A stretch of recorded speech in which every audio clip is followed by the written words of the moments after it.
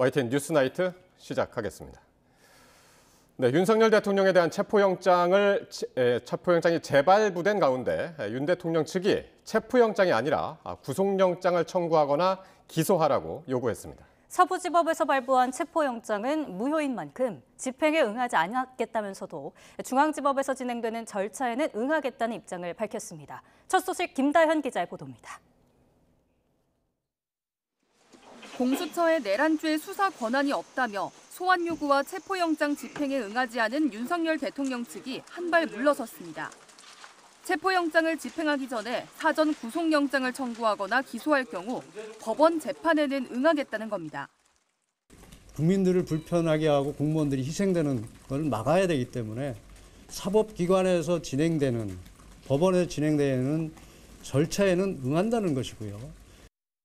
다만 공수처가 체포영장을 발부받은 서울 서부지법이 아닌 서울중앙지법을 통한 절차에만 응하겠다고 단서를 붙였습니다. 공수처 관할법원은 중앙지법이라며 유독 대통령에 대해서만 서부지법에 영장을 청구하는 건 판사 쇼핑이라는 주장입니다. 사전 구속영장이 청구될 경우 윤 대통령이 영장실질심사에 직접 출석하는 것에 대해선 경호 문제 등을 법원과 협의한 뒤에 결정할 문제라고 설명했습니다. 또 만약 법원에서 사전 구속영장이 발부되면 집행에도 응할 거라고 밝혔습니다. 수사와 별도로 진행되는 탄핵 심판과 관련해선 내란죄 철회 논란 등이 정비되면 헌재 출석하겠다는 입장입니다. 또 재판 진행 과정에 필요하다면 횟수에 상관없이 출석할 것이라며 이를 위해 경호나 신변 문제가 해결돼야 한다고 재차 강조했습니다. YTN 김다현입니다. 윤 대통령 측의 이 같은 반발에도 비상계엄 공조수사본부는 2차 체포영장에 대한 집행 의지를 강하게 드러내고 있습니다. 법과 원칙에 따라 이번엔 반드시 집행에 성공하겠다는 입장입니다. 윤웅성 기자의 보도입니다. 윤석열 대통령 측의 입장이 전해진 직후 고위공직자범죄수사처는 법과 원칙에 따라 수사한다는 방침에는 변함이 없다고 말했습니다. 체포영장은 무효라며 서울중앙지방법원에 구속영장을 청구하라는 대통령 측의 요구에 따를 뜻이 없음을 분명히 하고 2차 체포영장 집행도 예정대로 이뤄질 거라는 뜻을 밝힌 겁니다. 1차 영장 집행이 실패한 뒤 수사 의지가 없다는 비판까지 나오자 공수처는 2차 영장 집행은 반드시 성공하겠다는 각오를 다져왔습니다. 2차 영장 집행이 마지막 영장 집행이라는 그 비장한 각오로 철두철미하게 준비해서 경찰 특수단은 1차 영장 집행 당시에도 박종준 경호처장을 체포해서라도 대통령 신병을 확보하려 했던 것으로 알려진 만큼 2차 집행에도 강한 의지를 보이고 있습니다. 이에 따라 공수처와 경찰은 2차 체포 영장 집행에 성공하기 위해 가능한 모든 수단을 동원할 것으로 보입니다. 하지만 대통령 경호처 역시 물러설 생각이 없습니다. 경호처는 윤 대통령에 대한 체포영장이 다시 발부된 이후에도 법과 원칙에 따라 경호 대상자에 대한 경호 임무에 만전을 기하겠다는 기존 입장과 달라진 것이 없다고 밝혔습니다.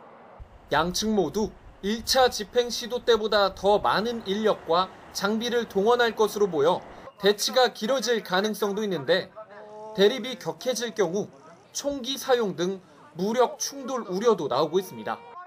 YTN 윤웅성입니다. 공수처와 경찰이 이렇게 윤 대통령 체포에 강한 의지를 보이고 있지만 현실을 보면 쉽지 않다는 전망이 많습니다. 형사기동대를 위주로 대규모 인력을 꾸리고 각종 장비를 동원하는 방식도 거론되고 있습니다. 계속해서 부장원 기자입니다. 윤석열 대통령에 대한 첫 체포영장 집행이 막힌 뒤 한남동 관저는 마치 요새처럼 변했습니다. 첫 관문인 철문 앞에는 대형 버스를 촘촘히 세워 길목을 가로막고 곳곳에 원형 철조망을 둘렀습니다. 일부 출입문에는 쇠사슬까지 둘러 출입을 막았습니다. 만약 영장 집행이 시작되면 경호처 인력 400여 명이 인간벽을 세우며 막아설 것으로 보입니다. 오동훈 고위공직자범죄수사처장이 2차 영장 집행이 마지막이라는 각오로 준비하겠다고 밝힌 가운데 공수처와 경찰은 전략 수립에 나섰습니다. 경호처 지휘부에 대한 강제 수사로 사전에 지휘체계를 흔드는 것도 그중 하나로 보입니다. 이에 따라 출석 요구에 불응해온 박종준 경호처장 등에 대한 체포영장 신청 여부에 관심이 쏠립니다. 또 경호처의 저지선을 뚫기 위해 더 많은 경찰력을 투입한다는 방침인데 베테랑 형사들로 꾸려진 형사기동대 수백 명을 추가 투입하고 경찰기동대에 특수견이차와 장갑차를 동원해 차벽과 철조망을 뜯어내는 방안을 검토하는 것으로 보입니다. 일부에서는 대테러 부대인 경찰특공대와 헬기 투입도 거론되지만 경찰 내부에선 부정적인 의견이 지배적입니다. 임무 범위에 맞지 않는 데다 특공대 투입은 사실상 전면전을 벌이겠다는 의미라 충돌로 인한 피해를 키울 수 있기 때문입니다. 집행 의지를 다지는 공수처와 경찰이 이번에는 경호벽을 뚫을 수 있을지 주목됩니다. YTN 부장원입니다. 최상목 대통령 권한대행은 윤석열 대통령 체포영장 집행과 관련해 어떠한 경우에도 시민들 부상이나 정부기관 간 물리적 충돌 등 불상사가 절대 없도록 만전을 기해달라고 말했습니다. 최 권한대행은 오늘 정부 서울청사에서 주재한 주요 현안 해법회의 모두 발언에서 체포영장 집행과 관련해 간곡히 말씀드린다며 이같이 밝혔습니다. 최 대행이 공개석상에서 윤 대통령 체포영장 집행과 관련해 언급한 것은 처음입니다. 물리적 충돌로 사회 갈등이 극대화하는 상황을 방지해야 한다는 차원에서 공수처와 경호처 양측에 자제를 촉구하는 원론적 언급으로 보입니다. 우원식 국회의장은 윤석열 대통령을 향해 더는 나라를 혼란에 빠뜨리지 말고 책임 있는 자세로 사법 절차에 임할 것을 촉구했습니다. 우 의장은 국회 본회의에서 입법부 수장으로서 헌법 가치가 부정되는 상황을 지켜보는 건 옳지 않다고 판단돼 한 말씀 드리겠다며 이같이 말했습니다. 이어 현직 대통령에 대한 체포영장 발부는 국가적으로 큰 불행이라면서도 그러나 대통령이 물리력을 동원해 적법한 법 집행을 거부하는 건 더욱 참담하다고 지적했습니다. 2차 체포영장 집행이 가시화되자 탄핵 찬반 집회 분위기는 다시 고조되고 있습니다. 양측의 충돌 우려 속 관저 앞 긴장감도 커지고 있습니다. 정현우 기자입니다. 윤석열 대통령에 대한 체포영장이 재발부되자 지지자들은 이른 새벽부터 한남동에 모였습니다. 한파에 패딩을 입고 목도리를 두른 채 일부는 텐트까지 치고 관저 앞을 지켰습니다. 이들은 공수처와 경찰에 맞서 대통령을 보호하겠다며 목소리를 높였습니다. 비상계엄을 선포한 것은 대통령으로서 대한민국과 대한민국 국민을 위해서 200m 정도 떨어진 곳에선 탄핵 찬성 측이 맞불 집회를 벌였습니다. 여의도 탄핵 촉구 집회에서 흔들었던 응원봉이 관저 앞에 다시 등장했습니다. 참가자들은 국민의 소원은 윤 대통령 체포와 구속이라며 신속한 2차 영장 집행을 요구했습니다. 형법에 의해서 내란죄로 처벌될 수밖에 없습니다. 이미 운명은 결정된 겁니다. 찬반 양측 사이 일부 고성이 오간 가운데 경찰 기동대는 울타리와 차벽으로 이들을 분리했습니다. 물리적 충돌은 없었지만 영장 집행 시점이 임박할수록 긴장감은 더 높아질 것으로 보입니다. YTN 정현우입니다. 더불어민주당은 윤석열 대통령이 한남동 관저에서 빠져나왔다며 연일 도피 의혹을 제기하고 있습니다. 윤 대통령 측은 그러나 윤 대통령이 현재 관저에 머물고 있다면서 의혹을 일축했습니다. 신윤정 기자입니다. 일부 유튜브 채널이 대통령 관저에서 방탄 차량이 빠져나왔다며 제기한 윤석열 대통령 도주 의혹은 지난 7일 국회 법사위를 통해 확산됐습니다. 윤석열은 관저에 있습니까? 지금 그런 부분에 대해서는 정확하게 보고받은 건 없습니다. 도주했을 가능성도 있다고 보는 거죠. 여러 가지 가능성 중에. 네, 맞습니다. 내란 혐의 국정조사 특위위원장인 안규백 민주당 의원은 군 관계자에게 윤 대통령이 이미 한남동 관저에서 나왔다는 제보를 받았다며 의혹에 기름을 부었습니다. 제가 들은 정보로는 이미 용산을 빠져나와서 제3의 장소에 도피해 있다. 이에 윤 대통령 측과 여권은 일제히 악의적인 가짜뉴스라고 즉각 반박했습니다. 윤 대통령 변호인은 7일 저녁 관저에서 윤 대통령을 만났다며 윤 대통령도 논란의 여지가 없도록 의혹을 해소해달라 당부했다고 전했습니다. 제가 어제 저녁에 분명히 관저에 가서 대통령을 관저에서 뵙고 나왔습니다. 참 자괴감이 드는 일입니다. 관저를 방문한 국민의힘 윤상현 의원은 윤 대통령을 직접 만나진 못했지만 관저에 있는 걸 확인했다며 의혹을 일축했습니다. 약속 때문에 나왔는데 거기 계셔요. 제가 확인했어요. 대통령실 관계자 역시 현재 관저에 있는 것으로 전해 들었다고 설명했습니다. 윤 대통령이 지난달 14일 이후 관저에서 모습을 드러내지 않은 게 도피설에 화근이 된 셈인데 윤 대통령의 정확한 소재는 이르면 체포영장 재집행 때 확인 가능할 것으로 보입니다.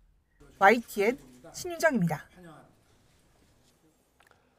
윤 대통령 측은 오늘 기자간담회에서 내란 혐의를 다시 한번 부인했습니다. 하지만 김용현 전 국방부 장관 등 내란 혐의 피의자들의 공소장에는 정반대 정황이 담겼습니다. 신지원 기자가 보도합니다. 윤석열 대통령 측 변호인단은 계엄 당일 국회에 투입된 계엄군의 규모도 시간도 적다며 내란 혐의를 부인하고 있습니다. 국회는 280명의 병력밖에 가지 않은 것이고 또 무장하지 않은 병력이고 국회에 군인이 머문 시간은 1시간에서 1시간 반. 그러나 검찰 특별수사본부가 재판에 넘긴 군 수뇌부 공소장을 보면 국회에만 특전사와 수방사 600여 명, 경찰은 1,700여 명 등 총 2,440여 명의 공권력이 투입된 것으로 나타납니다. 당시 계엄군은 국회의원들이 본회의장에 쌓아 올린 의자와 집기류에 가로막혔을 뿐 안 들어간 게 아니라는 겁니다. 검찰 공소장과 관계자 증언에 따르면 국회의원 정족수를 채우지 못하도록 윤 대통령이 직접 지시한 것으로 확인됩니다. 빨리 문을 부수고 들어가서 안에 있는 인원들을 끄집어내라. 그러나 윤 대통령 측은 이런 관계자들의 공개적인 증언조차 신빙성이 없다며 부인하고 있습니다. 또 계엄 당시 실탄을 직접 본 사람이 없다며 폭동이 아니라고도 거듭 주장했는데 검찰 조사 결과 국회로 향한 헬기와 버스에 실린 실탄만 2천여 발이 넘고 추가 공급을 위해 준비된 실탄은 5만여 발이 넘는 것으로 확인됐습니다.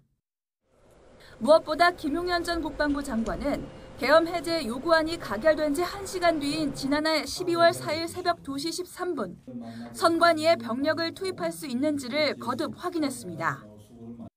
이 역시 국회의 계엄 해제 요구에 순순히 따랐다는 윤 대통령 측 주장과는 정면으로 배치되는 부분입니다. YTN 신지원입니다. 최상목 권한대행의 거부권 행사로 국회로 돌아온 내란 일반특검법과 김건희 여사 특검법, 재표결에서 부결됐습니다. 야당은 즉각 수정해 재발의하겠다고 밝혔는데 여당이 응한다면 협상의 물꼬를 틀 수 있을 거라는 전망도 나옵니다. 이준혁 기자입니다. 내란 특검법과 김건희 여사 특검법이 재표결에서 의결 정족수 200표에 각각 2표, 4표씩 모자라 부결됐습니다. 총 투표수 300표 중 가 196표, 부 103표, 무효 1표로서 부결되었음을 선포합니다. 통과를 위해서는 여권의 8표 이상 이탈이 필수적인 상황에서 국민의힘은 의원총회에서 기존 표결에서의 부결 당론을 유지했습니다. 야권에서만 특검 후보를 추천하는 방식은 위헌적이라는 이유에서입니다. 수사 대상에 국민의힘과 보수파 전체를 무한대로 올려서 초토화시키겠다는 것입니다. 민주당에서는 즉각 의인 10명이 없어 망한 소돔과 고모라처럼 국민의힘도 망할 거라며 강하게 규탄했습니다. 기존 내란 특검에 북한의 도발을 유도했다는 외환 유치 의혹을 추가해 즉각 재발의하겠다고도 밝혔습니다. 수사와 처벌을 반대하는 것은 반국가 세력이거나 무법천지, 독재 국가를 꿈꾸는 내란의 공범들 외에는 없을 것입니다. 민주당은 다만 재발의 시 여당이 요구해온 제3자 추천 방식을 채택하는 내용으로 수정안을 내겠다며 압박 수위를 높였습니다. 말에 대한 검토는 힘듭니다. 수정안을 가지고 오면 검토할 수 있을 여지가 생길지 모르겠는데요. 국민의힘 내에서도 자체 수정안을 내는 등의 논의가 분출되고 있는데 아직 주류 의견은 아닌 만큼 협상 추이는 지켜봐야 할 것으로 보입니다.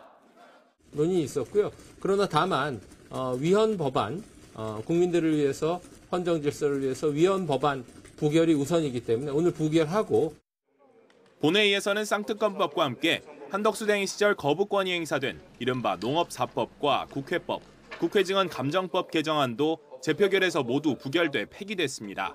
YTN 이준엽입니다. 이른바 쌍특검법 재표결에서 찬성표를 던진 국민의힘 의원들은 각각 6명과 4명으로 추정됩니다. 상당수의 이탈표가 나온 상황 속 내부 긴장감은 더 높아지고 있습니다. 강민경 기자가 정리했습니다. 국회로 되돌아온 내란 특검법에 찬성한 국회의원은 300명 가운데 198명. 찬성표가 2표만 더 나왔다면 이 법안은 국회 문턱을 넘을 수도 있었습니다. 총 투표수 300표 중 가 198표, 부 101표, 기권 1표로서 부결되었음을 선포합니다. 국민의힘 지도부가 당론대로 특검법 저지에 성공해놓고도 웃지 못한 배경은 여기에 있습니다. 무기명 수기로 진행되는 재표결에서 법야권 192명 전원 찬성을 가정하면 내란 특검법엔 최소 6명, 김여사 특검법엔 최소 4명의 여당 찬성표, 즉 이탈표가 나왔다는 계산이 나오기 때문입니다. 심지어 원내 지도부가 찬성 입장을 밝힌 의원에게 탈당까지 권유했다는 사실이 알려지자 당 안팎은 더욱 술렁었습니다. 당론과 함께하기가 어려우면은 같은 당을 할 수 없는 것이 아니겠냐. 탈당을 진지하게 고려해보라고 권유를 했습니다. 지도부의 초강수는 통하지 않았고 오히려 소수파 의원들이 공개 반발할 명분만 제공하며 국민의힘의 구심력은 더 약해졌다는 지적이 나옵니다. 해당 행위로 몰려서 탈당 요구까지 받는다면 이것은 일종의 마녀사냥이고 일종의 메카시즘이라는 생각도 듭니다. 윤석열 대통령의 체포영장 2차 집행이 초읽기에 들어간 것도 국민의힘 입장에선 시한폭탄입니다. 일부 친윤계 의원들이 다시 한남동 관저에 집결할 거라고 예고한 가운데 이에 대한 비판의 목소리도 적지 않습니다. 마치 그 여당 의원들이 윤석열 대통령을 비호하는 듯한 결사옹이하는 듯한 모습을 주는 것은 매우 부적절하다고 생각하고 탄핵 정국에서 윤석열 대통령과의 관계 설정 문제를 두고 딜레마에 빠진 국민의힘, 분열 조짐이 더 짙어지는 모습입니다. YTN 강민경입니다.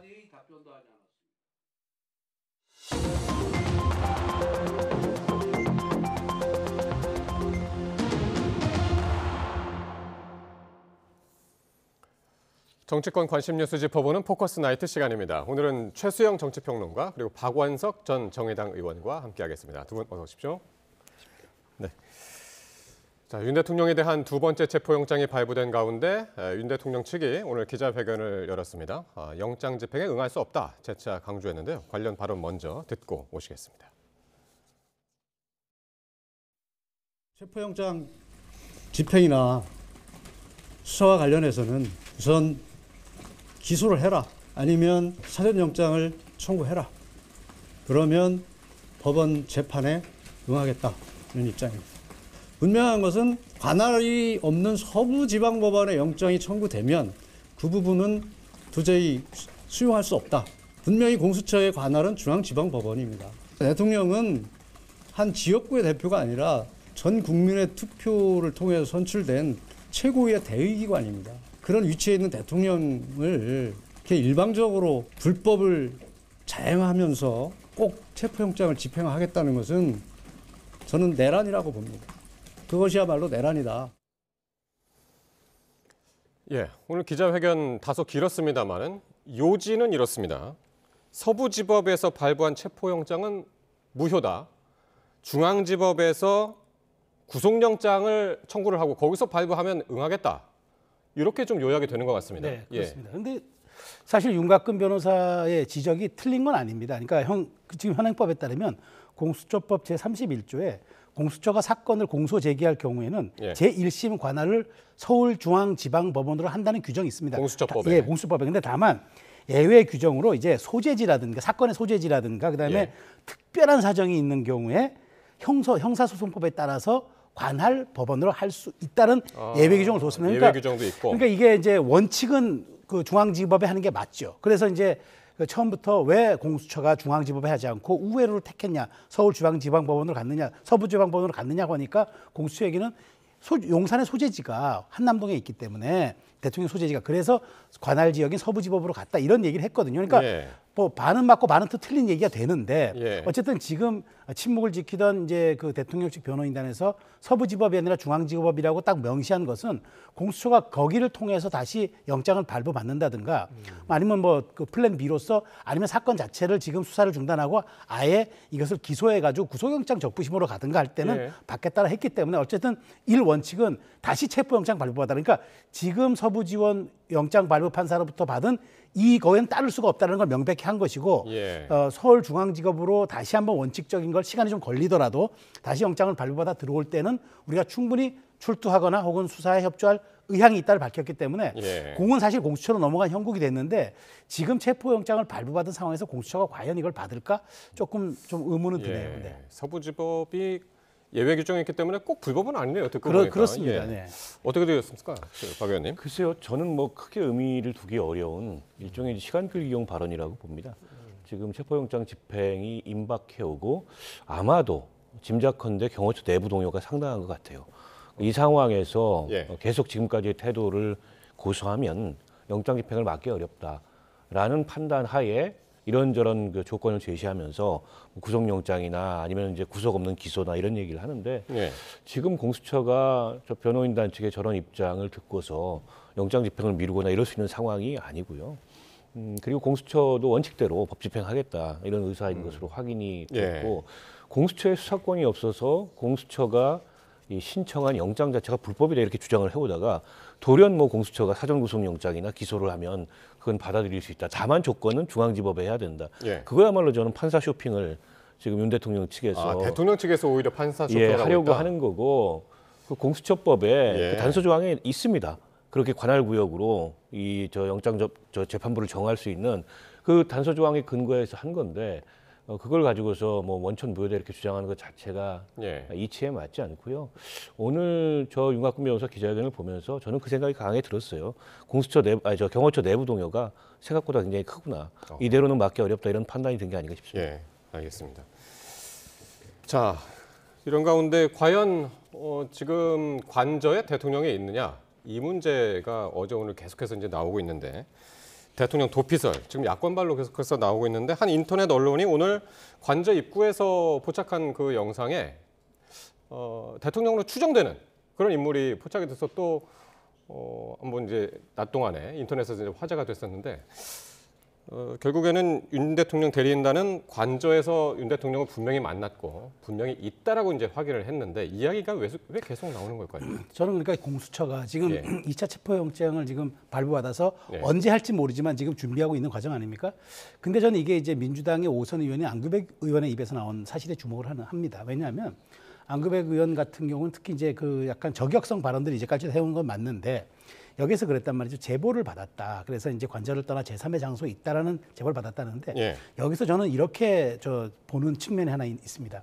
이런 얘기를 하면서 이제 김용민 의원 같은 사람들이 대통령이 도주했다라는 도주의 단어를 쓰기 시작해서 오늘 오전에 일제히 언론이 도주 도피라는 단어를 썼습니다. 그러니까 즉 다시 말하면은 공수처는 영장을 집행하면서 여론을 압박하고 그다음에 민주당 측에서는 제보를 미명으로 해가지고 제보를 이제 그거를 이제 말하자면 그 하나의 조건으로 해가지고 도주와 도피 프레임을 함으로써 저는 대통령에 대한 망신 주기를 또 하나 시도했다라고 보는 겁니다. 그러니까 체포영장, 그러니까 공수처는 반드시 체포영장을 통해서 체포라는 건 사실은 수사를 위한 과정인 거지 수사의 정점이나 수사의 마지막 단계, 최종 과정은 아니잖아요.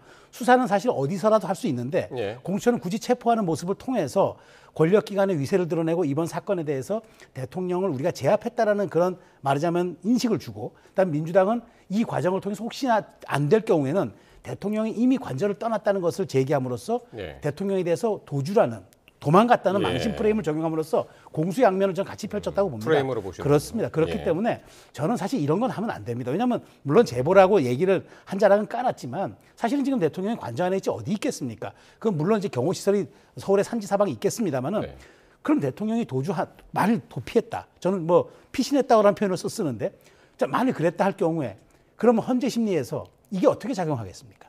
정당성 부분에서는 이거는 치명적인 거거든요. 그렇다면은 굳이 그러할 그렇게 하지 않을 일을 가지고 민주당에서 오전에 강하게 도피 프레임을 씌움으로써 저는 정치적인 어떤 공세를 했다고 봅니다. 예. 대통령실은 오늘 이 대통령 관저를 촬영한 인터넷 매체를 고발을 했습니다. 군사기지 및 군사시설보호법 위반이다 라면서 고발을 했는데, 근데 어쨌든 지금까지 이제 철조망을 치고 있는 부분이라든가 버스가 2중, 3중으로 지금 이제 철벽을 치고 있는 거라든가 이런 부분이 계속 노출이 됐고, 만약에 이게 윤 대통령이 이제 추정을 지금 하고 있습니다만은 만약에 윤 대통령이었다면 고의적으로 노출을 했을까? 뭐 이런 부분에 대해서도 의문을 제기하는 시각이 있습니다. 만약에 윤 대통령이었다면 네. 도주설이 확산되는 것을 차단하겠다.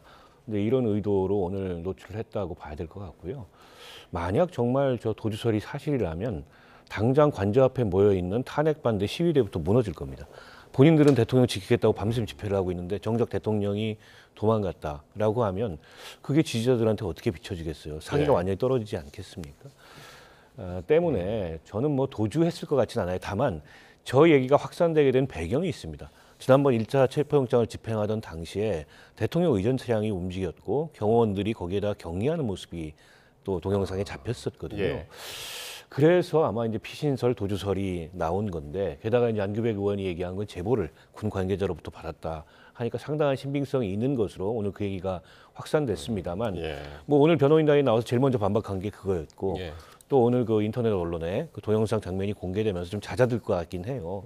근데 지난번에 그 경호 차량이 움직이는 모습에 대한 해석이 여러 갈래로 나왔는데, 그 근처에 합참의장 관저가 있습니다. 그 합참의장 관저에 일종의 이제 패닝룸, 그러니까 이 도피룸이 있는데 거기로 들어가려고 했던 거 아니냐. 근데 저는 그게 쉽지 않을 거라고 봐요. 왜냐하면 합참이 지금 대통령의 지휘를 받을 수가 없습니다.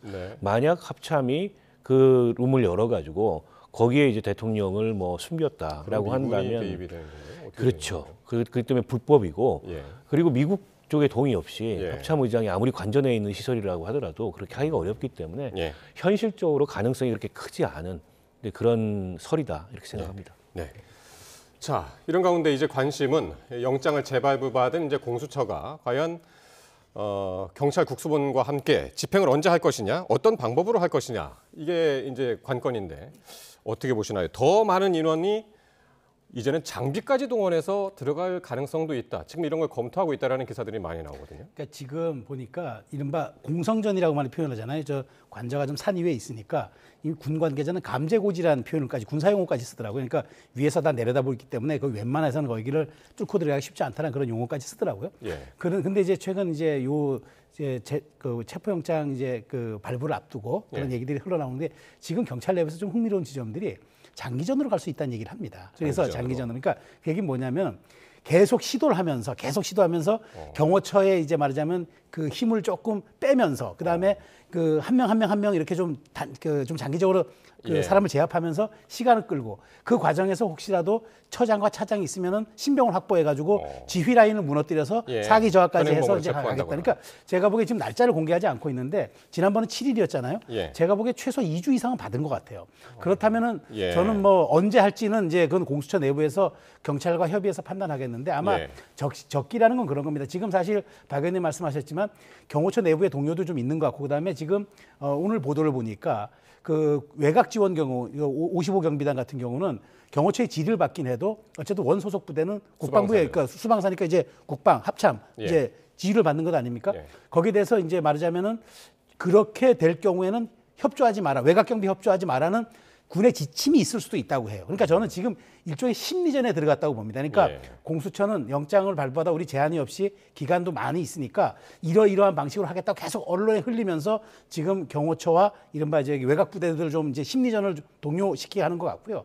어쨌든 저는 지금 공수처는 운명을 건 이제 사활을 건 조직의 운명을 건 이제 체포영장 시도이기 때문에 어떻게든 할 거로 봐요. 그렇지만 저는 만일 거기에서 우리가 우려하는 정말 무력 충돌이라도 그런 불상사가 일어나면 안 되기 때문에 일단 접점을 찾는 과정을 먼저 선제적으로 하고 그다음 후순위가 저는 물리력으로 집행한다고 그렇게 가야 된다고 봅니다. 박 의원님 어떻게 들으셨습니까? 결국 지난번에 1차 체포영장 집행이 실패한 게 의지가 부족했던 거 아니냐, 준비도 부족했지만 이 지적이 굉장히 많았고, 어제 공수처장이 국회에 나와서 국민들한테 사과하고 2차 체포영장 집행이 마지막이라는 각오로 배수진을 치고 하겠다라고 했기 때문에 지켜봐야 되겠습니다만 어쨌든 압도적인 물리력을 준비해서 경호처가 저항을 한다 하더라도 그 저항을 제압하고서라도 체포하겠다 이런 방침을 세운 것 같고요. 예. 좀 아까 우리 최수영 평론가 말씀하셨듯이 군도 그렇고 경찰도 그렇고 외곽 경비는 하되 그게 체포영장 집행 저지에 동원되는 일은 없도록 하겠다라는 방침을 이미 세운 것 같습니다. 그러면 경호처 인력으로만 막아야 되는데 이게 정당성이 없잖아요. 예. 법원이 발부한 영장 집행을 경호처가 경호법에 근거해서 막는다는 게 논리적으로도 한계가 예. 있는 데다가 예. 지금 경호처 수뇌부에 대해서 3차 출석 요구안까지 보냈는데 출석 안 하면 전부 체포 대상이 될 가능성이 있습니다. 근데 경호법에 따라서 경호 대상에 대한 어떤 위해를 막을 수는 있어도 경호처의 당사자들이 체포 대상이 돼서 그 영장을 집행하겠다고 들어오는 걸 막을 근거는 없습니다. 예. 만약 그걸 막게 되면 그때부터는 저는 경호처는 공권력이 아니고 일종의 이제 사적인 무장 집단으로 전락하는 거라고 생각하거든요. 때문에 시간이 걸리더라도 예. 어쨌든 경호처의 저런 식의 저항을 와야겠다. 근데 저는 끝까지 경호처가 저항하기가 어렵다고 보는 게 저분들이 대통령 비서실 소속 직원들처럼 윤 대통령 정부 들어서 임명된 정무직이 아니고 이전 정부 때부터 계속 경호처에서 근무해왔던 일반직 공무원들입니다. 근데 저분들이 만약에 법 집행에 저항하다가 특수공무 집행 방해로 체포되거나 그로 인해서 재판을 받는다면 신분상의 불이익, 뭐 연금 등등의 여러 가지 불이익을 받게 되거든요. 예. 그걸 저 개개인들이 감당할 수도 없고 감당해야 될 이유도 없습니다. 때문에 저는 지금은 경호처가 어쨌든 이 조직의 특성상 강한 그 지휘 라인의 지휘 때문에 버티고는 있지만 이 상태가 장기화되면 이미 상당한 동요가 있다는 것을 알고 있고 저는 그 경호처 스스로가 와야 될 가능성이 높다고 봅니다. 예. 경찰도 아마 그런 점을 고려해서 장기전을 각오하고라도 법 집행을 반드시 하겠다 이런 입장을 정한 것으로 알고 있습니다. 예. 자, 이런 가운데 여당이 민주당하고 지금 경찰 국수본이 사실상 불법 내통하고 있는 것 아니냐 이런 의혹을 제기했는데요. 문제의 발단은 이상식 민주당 의원의 SNS 글이었는데 한번 보실까요? 어떤 SNS였는지. 이상식 의원이 이제 본인 개인 SNS에 올린 글인데 부분적으로 이렇습니다. 무지 바빴습니다. 저희 당과 국수본 간에 메신저 역할을 하느라 전화기에 불이 났습니다. 그 다음에 이제 저게 문제가 되니까 저 부분을 빼고 다시 이제 수정된 글이 이제 올라왔고 나중에 확인해 보니까 저 글 사이에 어떤 글이 또 있었냐면 주말경에 체포영장 재집행을 앞두고 있지만 이게 애초에는 또 있었고 이 부분도 한 4분 만에 삭제가 됐다고 그래서 진짜 이상식 의원 민주당하고 국수본 간에 뭔가 내통이 있었던 것이 아니냐. 국민의힘에서는 이렇게 보고 있는 것 같습니다. 그러니까 지금 우리가 지금 민주당이 얘기하는 게 그거잖아요. 예. 계엄이라는 불법을 우리가 이제 응징하기 위해서 그러면 민주당 어떻게 해야 됩니까? 적법 절차를 동원해야 되잖아요. 그래야지 나중에 사후적 당위성을 갖는 거 아닙니까? 근데 불법을 응징하기 위해서 우리가 불법도 동원해도 된다. 지금 이 논리가 같은 거예요. 이상식 의원이 누구냐면 부산지방경찰청 차장을 역임했기 때문에 예. 매우 고위직입니다. 예. 치안정감 출신이에요. 그러니까 지금 후배들이 있고 국수본 관계자들 다 후배들이겠죠. 근데 대선배가 이렇게 통화하는 것, 지금 현직 국회의원 신분이고 야당의 주요 말하자면 경찰을 좌지우지할 수 있는 그런 직위에 있는 분이 전화하면은 어떻게 됩니까? 지휘를 사실상 받는 거예요. 거기다가 슬쩍 지금 속내를 드러낸 건지 모르지만 주말경에 집행할 수도 있다. 예. 어찌 보면 공수처 기밀까지 슬쩍 흘린 거죠. 저는 이게 누구 도인지 모르겠습니다만은 어쨌든 이상식 의원이 저렇게 경찰 고위직 출신 의원으로서 메신저 역할을 했다. 이 얘기는 조율했다는 의미도 되지 않습니까? 굉장히 부적절하죠. 왜냐하면 우리가 어떠한 일에 대한 사후적 정당성을 갖기 위해서는 적법 절차, 이른바 듀 프로세스라는 걸 매우 중시하게 생각해야 됩니다. 예. 그래야만 정당성을 갖고 거기에 대한 모든 것들이 동의성을 갖는 거거든요. 근데 이렇게 해버리면 지금 그렇지 않아도 공수처가 내란죄를 조사할 수 있니 없니서부터 영장 청구가 그게 온당했니 안 했니 이런 논란이 나오는 가운데서 야당의 의원과 경찰의 고위공직 의원과 이걸 소통하고 상의하고 논의했다면 이것이야말로 불법의 증거가 되는 거죠. 그러면 나중에 집행하더라도 이게 얼마나 큰 역풍이 되겠습니까? 예. 그런 측면에서 이건 대단히 부적절한 행위였죠. 예, 정당성도 잃고 있다라는 말씀이었고 어쨌든 그 국민의힘은 지금 이상식 의원하고 민주당 그리고 국가수사본부의 관계자를 지금 고발하기로 지금 예정을 하고 있는 상태거든요. 그러니까 예민한 시기에 예. 제가 보기엔 굉장히 부적절하고 부주의한 얘기를 했다고 생각해요. 그러니까 이상식 의원이 경찰 고위직 전관이기 때문에 상대적으로 경찰의 수사 정보나 이런 거를 다른 의원들보다 많이 접근하거나 그에 대해서 좀 더 파악이 빠를 수는 있어요. 그렇다고 해서 본인을 메신저라고 당과 그 국수본 사이에 표현하는 것은 사실이 어떻건 간에 매우 부적절한 행위를 한 거고요. 그로 인해서 지금 진행되고 있는 수사의 정당성을 제가 보기에 훼손할 그런 아주 부주의한 언급을 저는 했다고 보고, 물론 이제 국수본이 뭐 이상식 의원을 통해서 민주당의 지시를 받거나 혹은 수사 상황을 민주당한테 이상식 의원을 통해서 전달했다고 보지는 않습니다.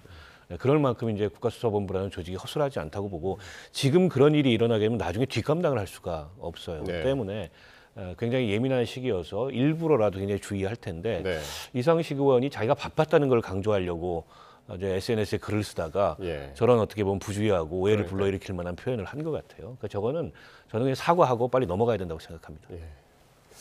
경찰과 내통했다는 걸 이제 서울경찰청에 또 이제 그 고발을 했는데 어떻게 또 반응이 나올지 보기로 하고요.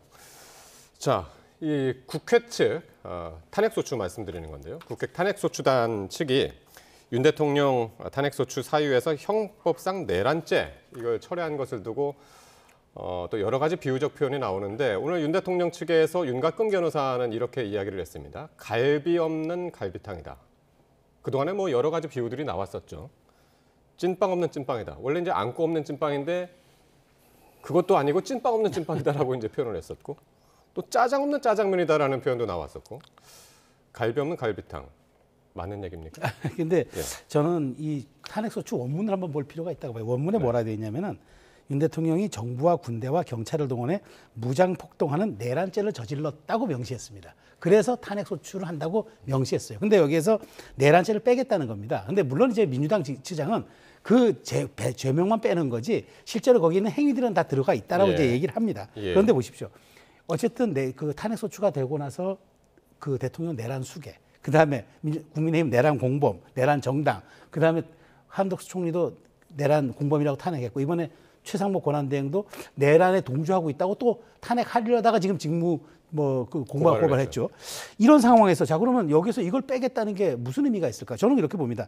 일단 탄핵 결정은 두 가지 측면이 있잖아요. 첫 번째는 대통령이 위헌 위법적 결정을 했는지 행동을 했는지 봐야 되고, 두 번째가 그 행위의 정도가 직을 파면할 정도인지 보려 그러면은 위헌 위법성은 이미 한장 수사의 트랙으로 가고 있잖아요. 그럼 여기서 우리가 재판부에서 가리면 되는데, 우리가 뭘 봐야냐면 그 행위가 얼마나 위중한지를 판단하려면 여러 정황 증거가 필요한데, 정황 증거를 안 보고 내란죄를 빼버리면은 허술하게 재판부가 볼 수가 있어요. 그럼 위헌 위법성만 가리는 건데, 그러면 제가 보기에 뭐가 문제냐면 효율성은 있을 수 있지 모르지만 사후의 절차적 공정성이 문제 제기됩니다. 그럼 국문표를 날 수도 있어요. 그러니까 이걸 두고 가서 조금 시간이 걸리더라도 모두가 동의할 수 있는 결론 내리는 게 맞지, 조금 빠르게 가자고 편법 동원하는 게 맞습니까? 저는 우리 국론 분열을 방지하기 위해서라도 조금 시간이 더디 가더라도 원문 그대로 가는 게 맞다고 봅니다. 그러니까 내란죄 철회 자체가 문제는 아니고, 지금 어쨌든 지금 말씀하신 것처럼 절차적 정당성의 문제를 제기할 만한 그런 빌미를 제공했다, 이런 이야기들이 상당히 많은 건 사실입니다. 글쎄요, 저는 법적으로 이거를 문제 삼는 거는 글쎄 좀 이치에 맞지 않는 얘기를 그냥 억지스럽게 지금 윤 대통령 변호인단이 하는 거고, 2016년도에 박근혜 전 대통령 탄핵 시에도 구체적인 범죄에 대해서 이를테면 뭐 강요죄라든지 또 뇌물죄라든지 이거 다 뺐어요. 처음에 넣었다가. 그 이유는 효율적으로 탄핵 재판이 진행될 수 있도록 탄핵 재판의 본질에 맞게, 이건 헌법 위반 그리고 그 범죄의 중대성 이것만 보는 거기 때문에 굳이 그게 형법상의 죄에 해당하느냐 안 되느냐를 헌재에서 다투지 않겠다. 그 행위 자체는 다투더라도, 당시에 탄핵소추 단장이 권성동 의원이었어요. 그때 언론에서 똑같은 지금과 같은 그런 의문을 제기했을 때 권성동 의원이 똑같이 대답했습니다. 탄핵 재판이 형사 재판이 아니다. 이건 일종의 행정 재판이고 일종의 징계 재판이기 때문에 헌법을 위반했는지가 핵심이고, 그걸 위해서 소추 사유를 재정리한 거다. 지금 똑같습니다.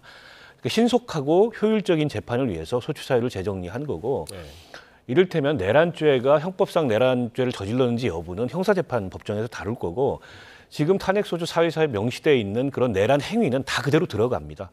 이를테면 요건이 안 되는 그런 이제 이유로 계엄을 선포했다든지 국무회의를 제대로 심의 안 했다든지 국회 통지를 안 했다든지 또 계엄군을 동원해서 국회 의사 진행을 방해하려고 했고 위헌적인 포고령을 발표했고 선관위를 접수했고 다 들어갑니다.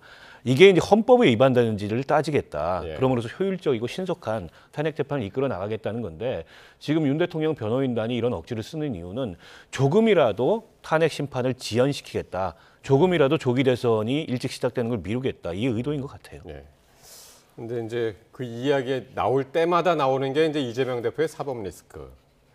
그러기 위해서 탄핵 심판의 시계를 빨리 돌리려는 그 취지가 바로 거기에 있는 것 아니냐. 계속해서 거기로 이제 다시 이게 결집이 되는데, 귀결이 되는데, 알겠습니다. 자, 특검법 얘기를 해보겠습니다. 국회로 다시 돌아왔죠. 내란 특검법 오늘 국회 본회의 재표결에서 부결이 됐습니다.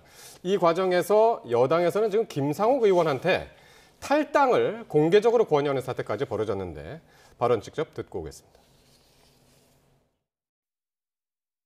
당론을 따르지 않은 점에 대해서는 정말 강한 유감을 표명하고 과연 그 같은 당을 할 수 있다고 보는지에 대해서는 많은 의원들께서 굉장히 불만을 표시하고 의문을 제기하고 있는 그런 상황입니다.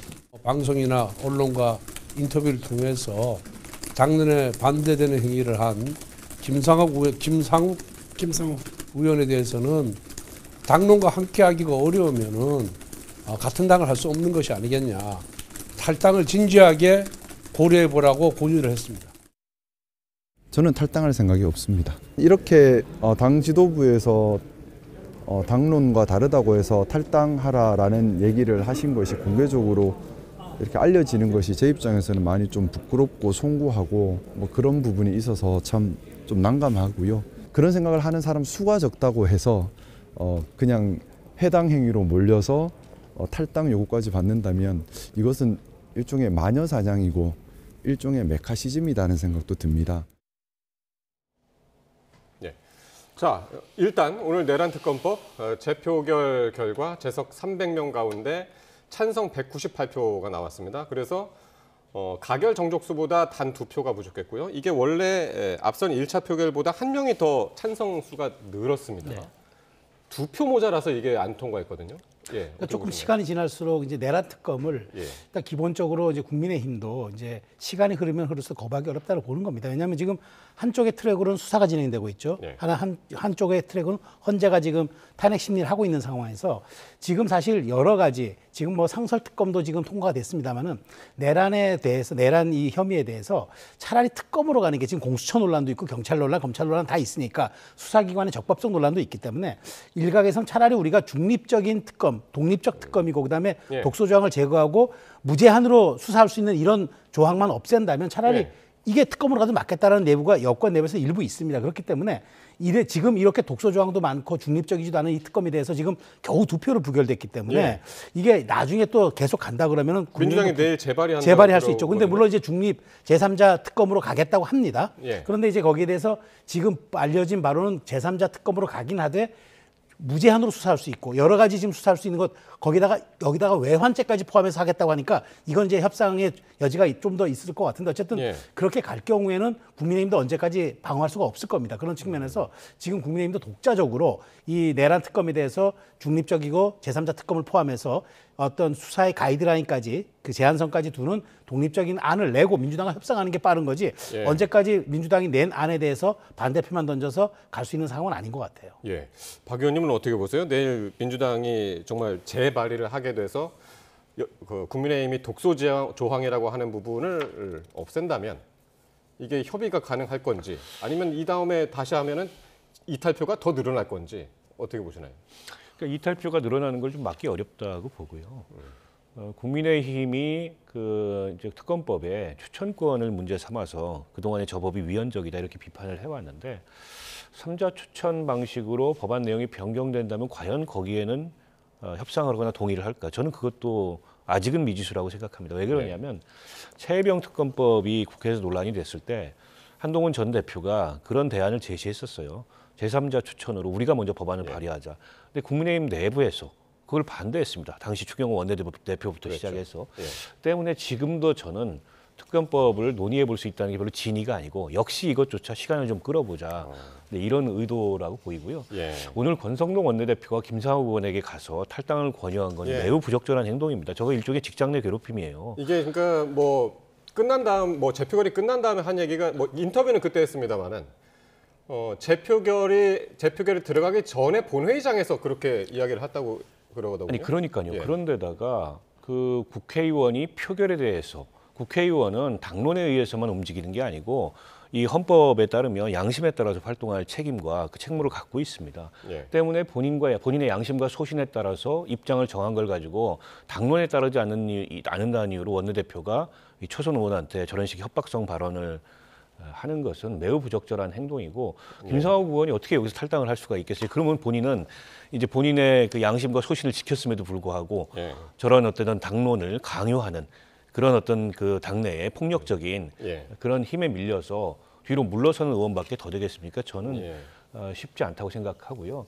지금 또 김혜지 의원한테도 가가지고 예. 당론 따르라 이렇게 이제 강한 압력을 권성동 의원이 행사했다는데 예. 역으로 그게 보여주는 거는 이 당론이라는 게 얼마나 무리한 당론이고 얼마나 지키기 어려우면 원내대표가 초선 의원들을 쫓아다니면서 그런 식의 협박을 하겠습니까? 예. 오히려 그런 잘못된 당론을 바꾸는 게 제가 보기에는 지금 해야 될 일이라고 봅니다. 그러니까 당론을 거스렀을 때는 윤리위에 회부되나요? 당 윤리위에? 뭐 윤리위 회부가 그렇게까지 윤리위 회부는 예. 이제 품위를 손상하거나 이제 예. 그 당의 어떤 위신을 손상시켰을 뭐 이런 경우가 있지 당론에 반했다고 해서 윤리위에 회부되는 경우는 거의 없을 겁니다. 그러니까 예. 이건 아까 박 의원님 말씀하신 대로 국회의원 그 헌법에 보장된 양심과 그 자기 그 지금 거기 저 헌법에 따라 소신에 따라서 이제 하도록 돼 있기 때문에 각각 이제 헌법비가 그렇죠. 근데 그걸 가지고 윤리에 회부한다는 건 앞뒤가 안 맞는 얘기고 예. 다만 이제 그 품위 유지라든가 당에 손상을 끼쳤을 때 명예 손상 끼쳤을 때 그럴 때 이제 윤리에 회부를 하는 거죠. 예. 왜 이렇게까지 했을까요? 그러니까 지금 권유였을까요? 압박이었을까요? 그러니까 지금 뭐 압박으로 나오는 기사도 있고 그러니까 여권 권유라고 내부가 지금 단일도로 가야 한다. 지금 예. 일단 탄핵 심리가 진행되는 중이니까 가야 한다. 이런 아마 좀 압박감이 있는 것 같아요. 그렇다 하더라도 저는 오히려 이럴수록 여권이 조금 건강한 단일 대우를 하기 위해서는 예. 당의 다양성을 존중하는 모습을 보이면서 함께 가야지 조금 당론과 반대했다고 일종의 징계성 정치를 하고 그다음에 뺄셈의 정치하는 거는 이거는 제가 보기에 여권의 전략적 측면에서도 바람직하지 않은 거라고 봐요. 다만 오늘 권성동 의원이 얘기한 건 약간 이것이 구체적으로 얘기했다기보다는 그렇게 할 거면은 당을 떠나는 게 어떻겠느냐라는 얘기였는데 이건 해석에 따라서 굉장히 정치적인 오해를 나올 수가 있는 부분이기 때문에 저는 뭐 원내대표 발언은 적절하지 않았다고 봅니다. 그런데 어쨌든 아까 말씀하신 대로 김혜지 의원한테도 그랬고 김상욱 의원한테도 그랬고 공개적으로 찬성 입장을 밝힌 의원들한테 이제 그렇게 개별적으로 이야기를 한 것 같습니다. 그런데 오히려 지난번 표결보다 한 표가 더 늘었잖아요. 그러니까 표가. 결국에 그렇게 일종의 방어막을 치고 그다음에 방파제를 쌓는다고 이 문제 해결되지 않는다는 걸 보여준 사례예요. 그렇기 때문에 제가 보기에 선제적으로 오히려 민주당을 압박할 수 있는 정도의 그 제3자 특검, 그다음에 중립적이고 독소조항 뺀 그렇게 아주 중립지대 특검 법안을 선제적으로 발의하는 게 저는 오히려 국민의힘이 명분도 갖고 당의 단일대우도 지키는 실리를 챙기는 두 가지 방안이 될 수도 있다고 봅니다. 예. 마지막으로요.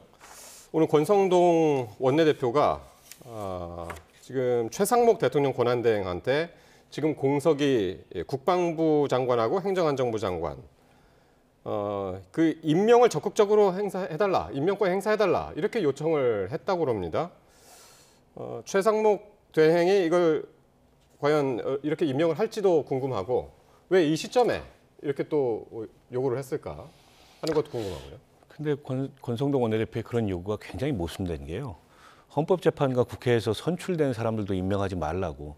그건 현상 변경이기 때문에 대통령 권한대행으로 할 수 없는 일이다. 이렇게 주장을 하셨던 분인데 그보다 더한 인사권을 지금 대통령 권한대행한테 행사하라는 거 아니겠습니까?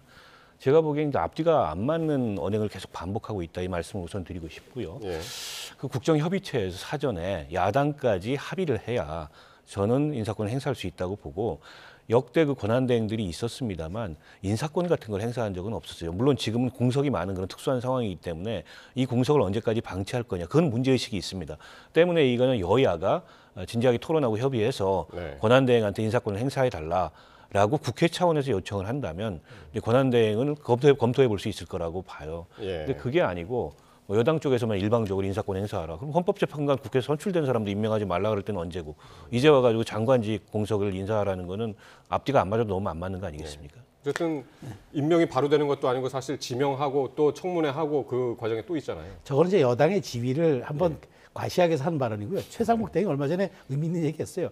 각 부처에 지금 차관이든 장관이든 각 모든 분들이 지금 그 분야의 대행이라는 소신과 책임감을 갖고 부처를 이끌어달라 했기 때문에 안 받겠다는 얘기를 미리 애둘러 한 겁니다. 그러니까 제가 보기에 저에게는 국정협의체 출범 앞두고 우리가 여당입니다를 한번 보여주는 하나의 퍼포먼스라고 생각합니다. 현실성은 없다. 네. 예, 알겠습니다. 여기까지 듣도록 하겠습니다. 최수영 정치평론가 그리고 박원석 전 정의당 의원이셨습니다. 두 분 고맙습니다.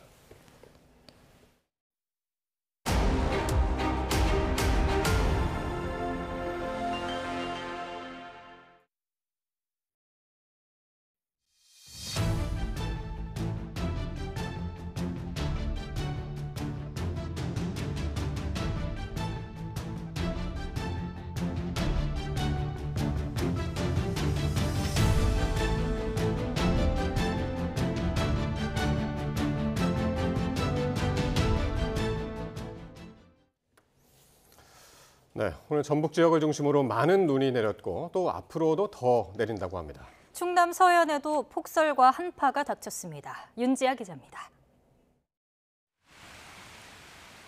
꽁꽁 얼어붙은 도로 위를 조심스레 걷는 사람들.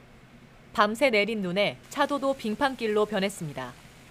행여나 사고라도 날까 앞차와의 거리를 넉넉히 두는 모습.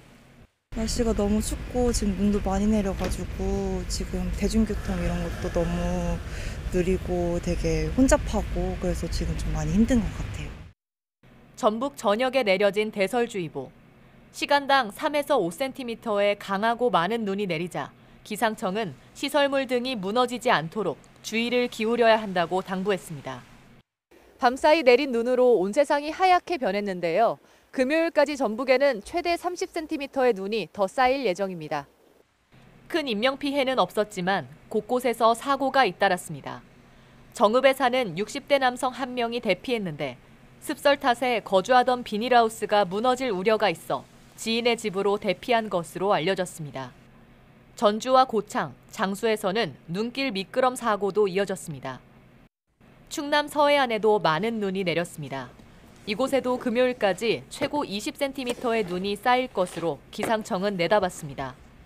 처음에 올해는 이렇게 언제가 또 잘못은 잤지만 굉장히 곤란해서 우리 집 앞에 침도 옆이도 지어주는 거예요.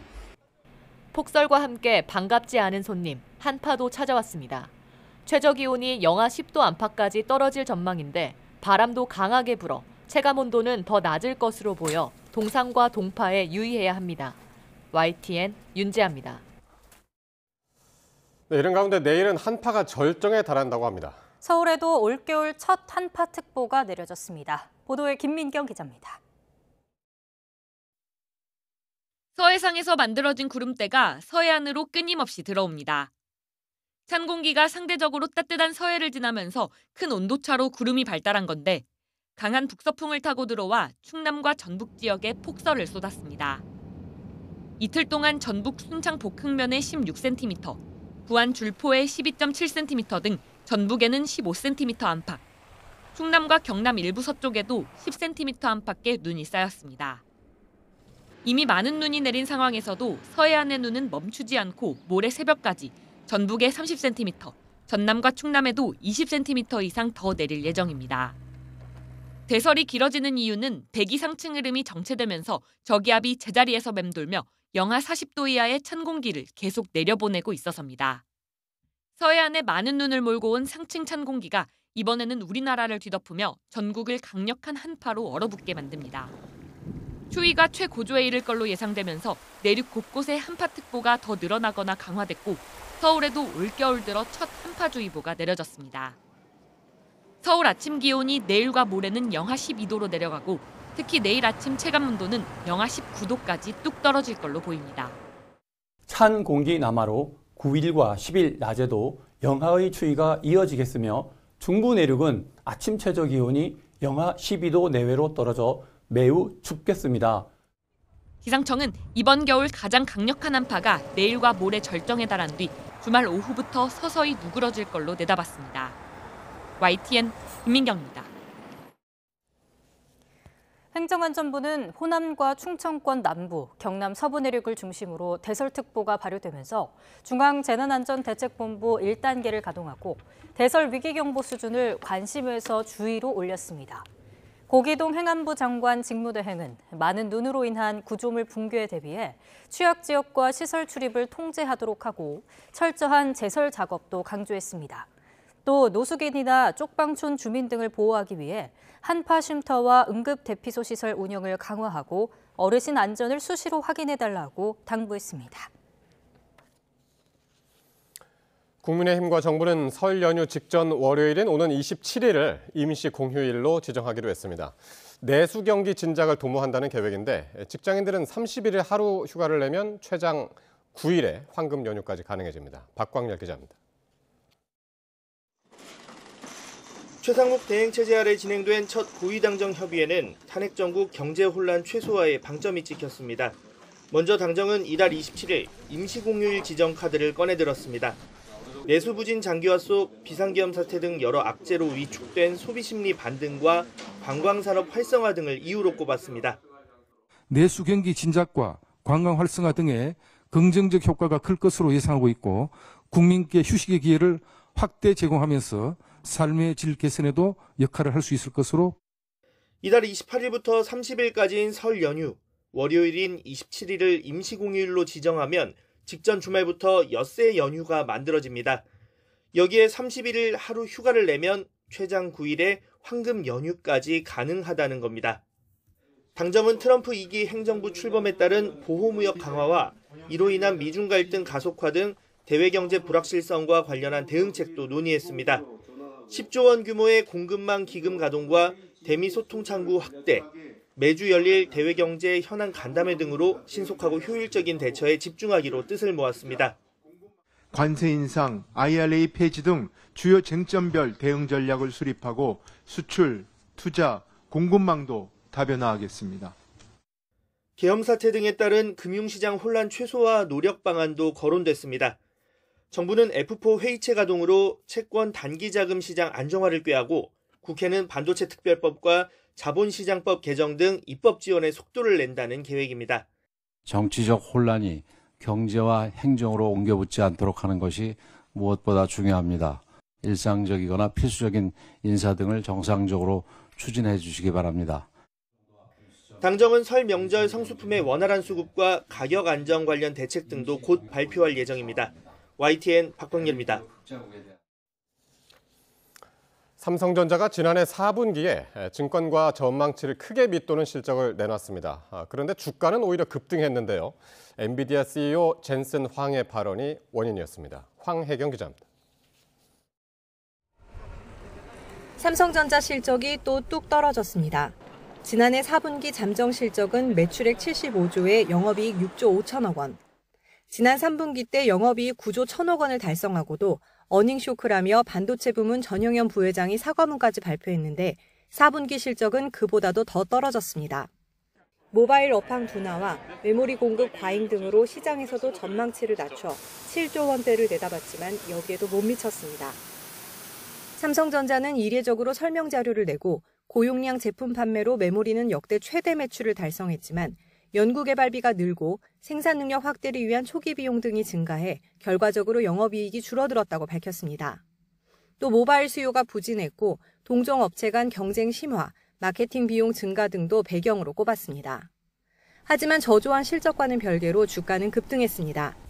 일회성 비용을 지난 4분기에 많이 털어냈기 때문에 올해 이익에는 긍정적으로 작용할 거란 기대감이라는 분석입니다.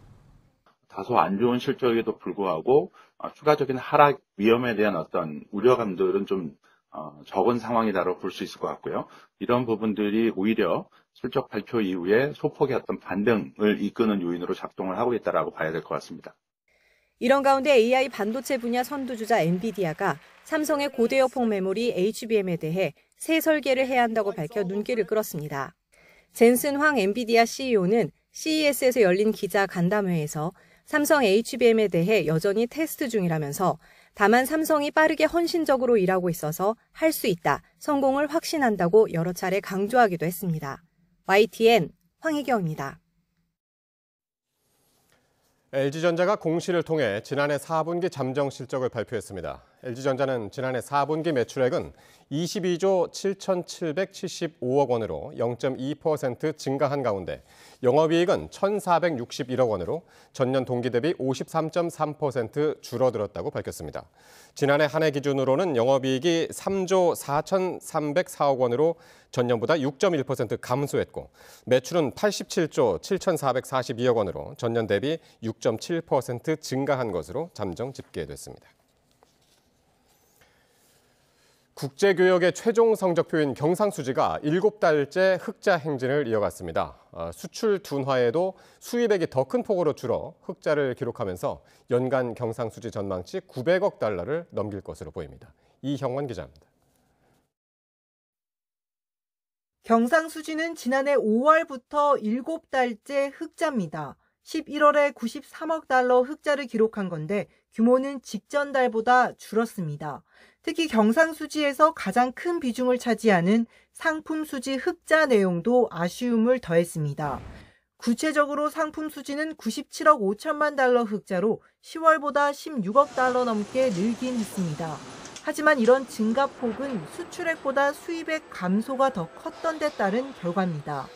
반도체 증가세가 이어졌지만 석유 제품과 승용차 등 BIT 품목이 줄면서 전체 수출 규모를 끌어내린 영향이 컸습니다. BIT 품목의 부진으로 2023년 10월 증가 전환 이후 가장 낮은 증가율을 보였음에도 불구하고 상품 수입이 국제 유가 하락 등으로 원자재를 중심으로 감소하면서 전체적으로는 흑자 폭이 확대되었습니다. 만성 적자인 여행 수지 악화로 서비스 수지 적자 폭은 더 커졌습니다. 여기에 배당 소득을 포함한 본원 소득 수지도 줄면서 경상수지 흑자 규모를 끌어내렸습니다. 한국은행은 12월에도 상품 수지를 중심으로 상당폭 흑자를 예상하며 연간 전망치 900억 달러를 넘길 것으로 자신했습니다. 다만 최근 달러 강세로 환율이 오르고 있는 건 앞으로 수출에 악영향을 줄 수 있다고 우려했습니다. 곧 출범하는 미국 트럼프 행정부의 보호 무역 기조도 올해 변수로 꼽았습니다. 그러면서 실제 정책의 시기와 강도, 주변국 반응을 살펴본 뒤 대응할 필요가 있다고 강조했습니다. YTN 이영훈입니다. 올해부터 1주택자가 지방에 있는 준공 후 미분양 주택을 구입하면 1세대 1주택 특례를 받게 됩니다. 지방 미분양 해소 지원을 위한 세제 지원을 차질 없이 시행하기 위해서 올해부터 1주택자가 지방 준공 후 미분양 주택을 구입하면 양도세와 종부세를 산정할 때 1세대 1주택 특례를 적용합니다. 또 지방 준공 후 미분양 아파트를 2년 이상 임대로 활용할 경우 주택건설 사업자의 원시 취득세를 최대 50% 감면하기로 했습니다. 대한의사협회 신임 회장에 김태구 전국광역시도 의사협의회장이 선출됐습니다. 김 회장은 정부가 의료개혁 논의를 중단하고 올해 의대교육 계획부터 제출해야 한다고 강조했습니다. 권민석 기자입니다. 이틀간 치러진 대한의사협회 회장 선거 결선 투표에서 김태구 후보가 웃었습니다. 김 후보는 득표율 60.38%를 얻어 39.62%에 그친 주수호 후보를 따돌리고 제43대 의협 회장에 당선됐습니다. 의정 갈등 초기인 지난해 2월부터 4월까지 의협 비대위원장을 맡아 의료계 투쟁을 주도했고 전공의 집단사직에 관여했다는 이유로 의사 면허정지 3개월 처분을 받기도 했습니다. 김 신임 회장은 윤석열 대통령을 겨냥해 폭주기관차 기관사가 하차한 상태라며 정부가 의료개혁 논의를 중단해야 한다고 밝혔습니다. 대통령이 유고지 않습니까? 그럼 당연히 대통령 직속의 특위는 없어야 되는 게 맞고요. 거기에서 논의됐던 내용을 제가 중단하라고 한 이유가 그렇습니다. 또 의대 정원 1,500명이 늘어난 올해 신입생과 휴학생까지 7,500명을 한꺼번에 교육할 수 있을지 계획부터 내놓으라고 요구했습니다. 마스터 플랜을 내야 된다고 생각하고 있습니다.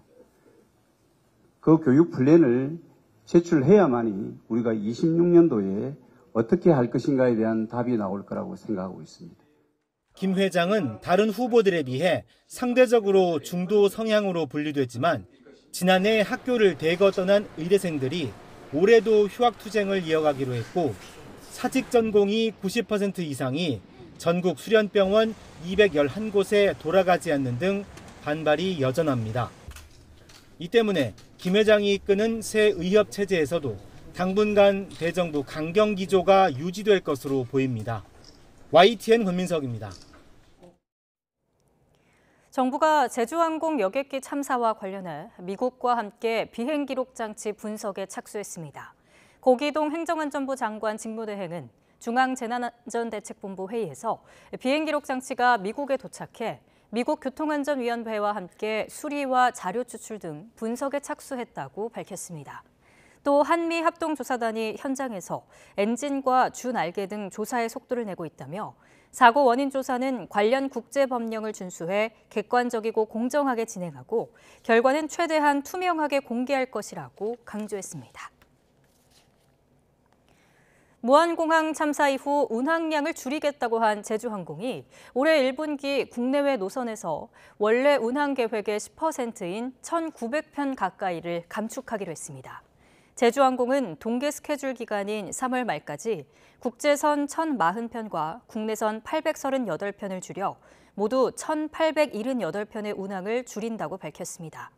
국제선에는 일본 노선 344편과 동남아 노선 326편, 괌 사이판 136편, 홍콩 등 중화권이 234편 등이며 국내선에는 김포, 부산, 청주, 무안에서 제주를 오가는 4개 노선 중 838편을 줄입니다. 송영길 전 민주당 대표가 정치활동 불법 후원금을 받은 혐의로 1심에서 징역 2년을 선고받고 법정 구속됐습니다. 민주당 전당대회 돈봉투 의혹에 대해선 무죄 판단이 나왔습니다. 권준수 기자입니다. 송영길 전 민주당 대표가 불법 정치자금을 수수한 혐의로 1심에서 징역 2년을 선고받고 재구속됐습니다. 평화와 먹고 사는 문제 연구소, 즉 공익을 위한 비영리 법인을 지어놓고 지난 2020년 1월부터 2년 가까이 무려 7억 6,300만 원을 후원받은 혐의가 유죄로 인정된 겁니다. 재판부는 송 전 대표가 과거에도 정치자금을 받고 처벌받은 전력이 있는 데다 혐의를 부인하고 반성하는 태도도 보이지 않았다고 지적했습니다. 다만 정점으로 지목된 민주당 전당대회 돈봉투 살포 의혹에 대해선 정작 무죄 판단이 나왔습니다. 법원이 수사에 발단이 된 이정근 전 민주당 사무부총장의 휴대전화 녹음 파일의 증거 능력을 인정하지 않은 겁니다. 법원은 검찰이 제시한 증거가 대부분 위법하게 수집됐다며 위법한 압수수색을 억제하고 재발을 방지하기 위해 증거 능력을 배제하는 것이 불가피하다고 밝혔습니다. 정치적 책임을 제가 다 지겠다 이런 자세로 탈당을 했고 지금까지 거리에서 외롭게 싸워왔습니다. 그러나 법률적으로는 제가 몰랐던 사안이다. 관여한 사실이 없다. 이것을 일관되게 주장해왔고 검찰은 판결문을 검토한 뒤 항소 여부를 결정한다는 입장인데 이번 1심 결과가 아직 소환 조사조차 하지 못한 돈봉투 수수 의혹 의원들에 대한 수사에는 어떤 영향을 줄지 주목됩니다. YTN 권준수입니다. 송영길 전 더불어민주당 대표의 전당대회 돈봉투 살포 혐의에 대해 1심 법원이 증거 능력이 인정되지 않는다며 무죄를 선고하자 검찰은 강력 반발했습니다. 서울중앙지검은 선고 직후 입장문을 내고 재판부가 이정근 전 민주당 사무부총장의 휴대전화 녹음 파일의 증거 능력을 인정하지 않은 것은 기존 법원의 판단에 배치되는 것으로 납득하기 어렵고 법리적으로도 도저히 수긍하기가 어렵다고 밝혔습니다. 지난 2023년 최상병 순직 사건과 관련해 항명 혐의 등으로 재판에 넘겨진 박정훈 대령의 1심 선고가 내일 내려집니다. 박 대령은 줄곧 외압 의혹을 제기하면서 무죄를 주장해왔습니다. 김문경 기자입니다. 지난 2023년 8월 초 대민 지원에 나섰다 순직한 최상병 사건을 조사해온 해병대 수사단이 민간 경찰의 조사 결과를 이첩하는 과정에서 항명 논란이 불거졌습니다. 김계환 전 해병대 사령관의 이첩 보류 명령을 따르지 않았다는 게 핵심 논란입니다. 군 검찰이 수사에 나서자 당시 해병대 수사단장이던 박정훈 대령은 이른바 윗선의 외압 의혹을 제기했습니다. 당시 임성근 해병대 1사단장을 비롯한 간부 8명에게 업무상 과실치사 혐의를 적용했는데 일부 혐의자와 혐의를 빼기 위해 이첩을 보류시켰다는 게 외압 의혹의 주요 내용입니다. 국방부 검찰단은 적법하게 경찰에 이첩된 사건 서류를 불법적으로 회수하였고 수사에 외압을 행사하고 부당한 지시를 한 국방부 예하 조직으로 공정한 수사가 이루어질 수 없기 때문입니다. 이후 박 대령은 항명과 상관 명예훼손 등의 혐의로 기소됐고 1심 재판은 지난해 11월까지 10차례 진행됐습니다. 박 대령은 재판 기간 내내 명확한 이첩 보류 명령은 없었고 불법적인 지시만 있었다며 무죄를 주장했습니다. 하지만 군 검찰은 박 대령이 사실과 다른 주장을 하면서 군 지휘체계 등에 큰 악영향을 끼치고 있다며 징역 3년을 구형했습니다. 현역 군인 신분인 박 대령의 항명 혐의는 1년 반 가까이 군 안팎에 큰 파장을 불러일으키다 윤 대통령 탄핵 정국과 맞물려 1심 판결을 받게 됐습니다. YTN 김문경입니다.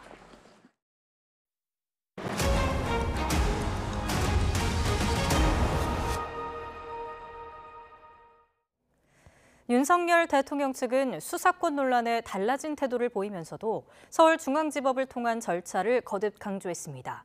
차라리 구속영장을 청구하라며 강수를 둔 건 공조수사본부 수사에 변수를 만들려는 의도로 풀이됩니다. 김영수 기자의 보도입니다.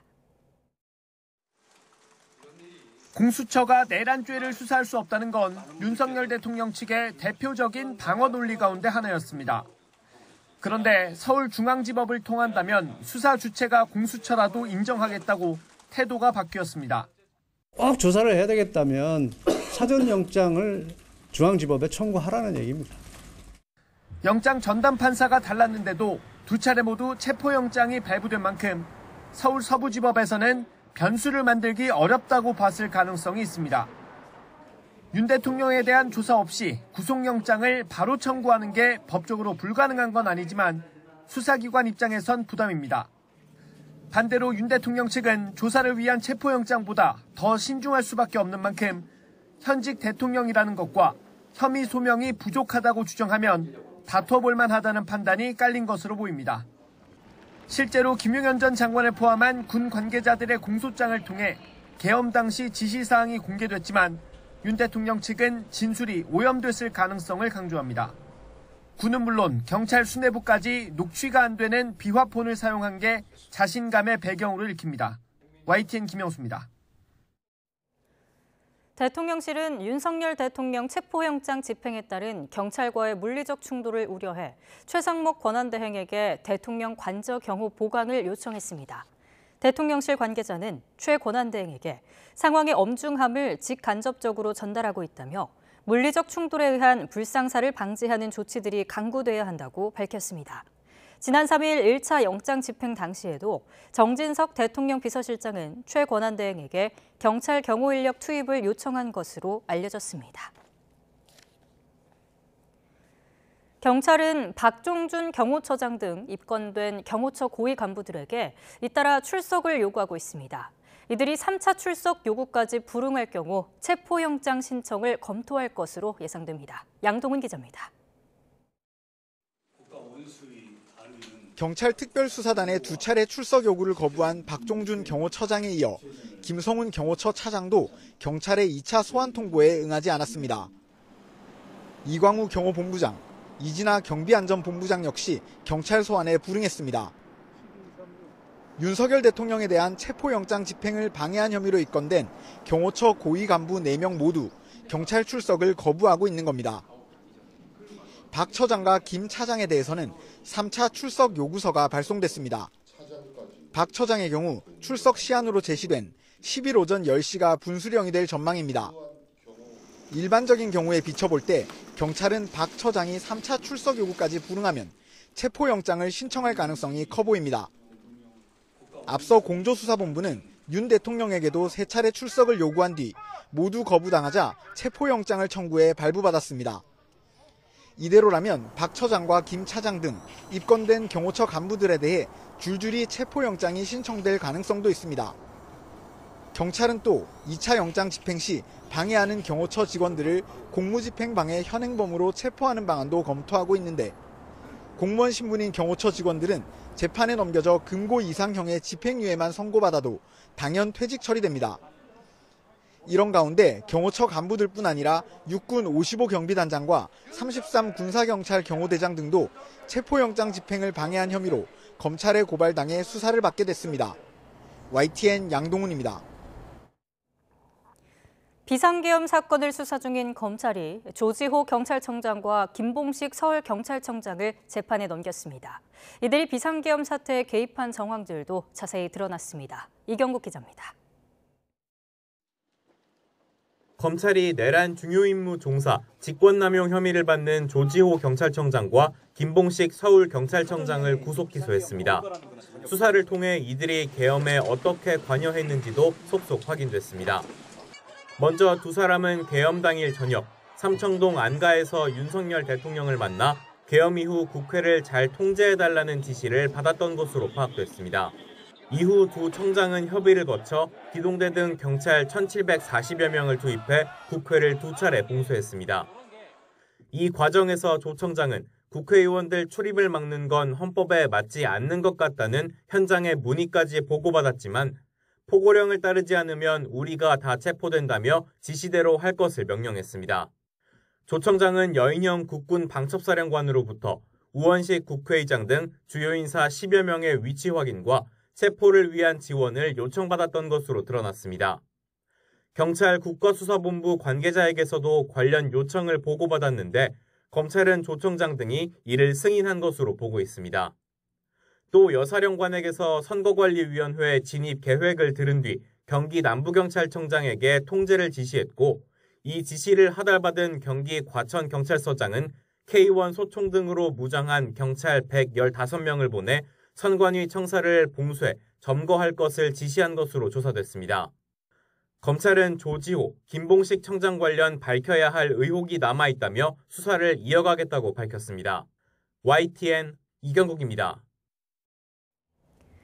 국회 탄핵소추단이 윤석열 대통령 탄핵소추 사유에서 내란죄를 철회한 것을 두고 후폭풍이 계속되고 있습니다. 야당은 박근혜 전 대통령 탄핵 때 이미 문제가 없는 것으로 정리됐다는 점을 부각했고 여당은 헌법재판소가 무리한 판단을 했다고 비판했습니다. 정인용 기자입니다. 민주당은 최고위원회의에서 박근혜 전 대통령 탄핵 당시 국회 탄핵소추위원을 맡았던 국민의힘 권성동 원내대표 인터뷰 영상을 틀었습니다. 당시 권 의원이 헌법재판소의 탄핵 심판 과정에서 위헌성에만 초점을 맞춰 사유를 재정리한 만큼 이번 내란죄 철회도 문제가 되지 않는다는 겁니다. 사실관계에 터잡아서 헌법상의 대원칙이 위반된다는 식으로 정리할 그런 계획입니다. 규정상 어긋나거나 그러진 않습니까? 아무런 문제가 없습니다. 이재명 대표는 권 원내대표가 과거와 같은 현명함을 되찾길 바란다며 내란죄 철회 논란과 관련해 처음 반격에 나섰습니다. 폭행죄, 방화죄, 죄자 안 써도 됩니다. 그냥 폭행했습니다. 불질렀습니다. 같이 못 살겠습니다. 이혼하게 해주세요. 정리한 겁니다. 반면 국민의힘은 과거 탄핵 심판에서 잘못된 점이 있었는데 넘어갔다면 이번엔 고치는 게 맞다며 이 대표 사법 리스크를 고리로 역공을 폈습니다. 만약에 예전에 잘못된 관행이 있다면 그걸 따르는 거야말로 잘못된 거고 이재명 대표 판결 전에 탄핵 심판이 나가게 하려고. 민주당이 정치적 스케줄에 불리하다는 이유로 내란죄를 뺀 건 구차한 일이라며 민주당이야말로 내란에 동조하는 것이라고 날을 세웠습니다. 국민들의 염원을 왜 이런 식으로 자신들의 정치적 이해관계로 축소시켜버리는지 저는 이 국민들의 염원이나 저의 탄핵 표결을 모욕하는 행위라고 생각합니다. 헌법재판소가 4월 퇴임을 앞둔 헌법재판관 2명을 고려해 무리하게 심리를 진행하면 사심 가득하단 비판을 받을 거라며 재판관 임기에 재판 일정을 맞추는 경우는 세계 어디에도 없다는 지적도 나왔습니다. 내란죄 철회를 둘러싼 논란이 좀처럼 가라앉지 않으면서 윤 대통령 체포영장 집행과 함께 탄핵 심판을 두고도 당분간 정치권 논란이 불가피해 보입니다. YTN 정인용입니다. 부부싸움을 하다가 남편을 살해한 50대 여성이 구속됐습니다. 수원지방법원은 그젯밤 9시쯤 경기도 화성시 장지동 아파트에서 남편인 50대 남성을 흉기로 살해한 혐의를 받는 50대 여성 A씨에게 구속영장을 발부했습니다. A씨는 남편과 술을 마시던 중 돈 문제로 말다툼을 하다가 범행한 걸로 조사됐는데 피해자는 어깨를 찔린 뒤 병원으로 옮겨졌지만 끝내 숨졌습니다. 명문대 마약 연합 동아리에서 마약을 유통하고 또 투약한 혐의를 받는 동아리 회장이 1심에서 실형을 선고받았습니다. 서울 남부지방법원은 마약류 관리법 위반 혐의로 기소된 30대 연모 씨에게 징역 3년을 선고하고 약물 중독 재활교육과 성폭력 치료 프로그램 40시간 이수 등을 각각 명령했습니다. 또 20대 동아리 임원 이모 씨에게는 징역 2년 6개월에 집행유예 4년을 선고했습니다. 유명 연예인의 이름을 딴 사기 목적의 암호화폐를 만들어서 수백억 원을 투자받아 가로챈 혐의로 재판에 넘겨진 가상화폐 발행업체 관계자들이 보석으로 풀려났습니다. 서울 남부지방법원은 퀸비코인 개발업체 운영자 이모 씨 등 3명에 대한 보석 청구를 인용했습니다. 재판부는 이 씨에게 보증금 2억 원 납부와 소환 시 정해진 날과 장소에 출석하고 출국 또는 3일 이상 여행을 갈 때 미리 신고하는 것 등을 보석 조건으로 달았습니다.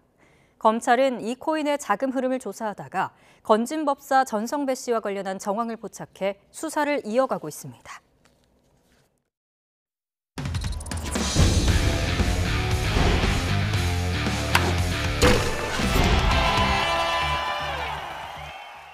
프로야구 LG가 신년 인사회를 열고 새해 첫 출발을 알렸습니다. 우승의 가장 큰 변수는 마운드인데요. 부상과 군에서 주요 선수들이 돌아오는 후반기에 승부를 본다는 계산입니다. 이경재 기자입니다.